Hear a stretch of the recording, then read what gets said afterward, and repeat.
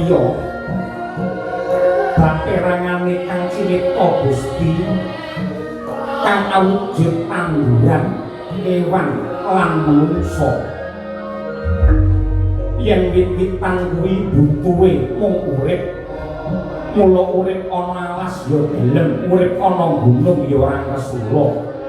buktine ora ana critane wit ngalih saka nggon yen ra dilih karo manungsane ewadine makhluk angka loro ya kuwi kewan kuwi butuhe mung telu ya kuwi urip mangan lan sanggama yen mangan tanpa pitung tanpa digagas kalal lan karam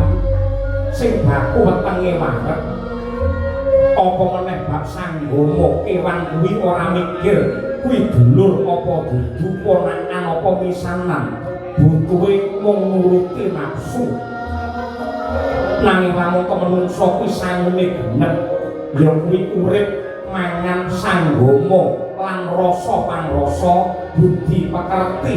ati suci pamrih supaya manungsa jiwane luhur gelem ngayomi marang pepadane makhluk klebu ngayomi kewan lan tetanduran sak isine jagat kabeh kisana para bagi sawangen kowe drima iki bolong dadi 5-5 kowe bolong dadi 5-5 yektine manungsa aja nganti lali 5 perkara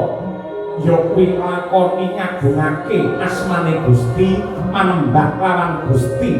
meper hawa nafsu kanthi tabri poso asih mring sesama kanthi nyisihake bondo kanggo diparingake kang butuhake dene kang pungkasan anjangkah tumuju papan suci kanggo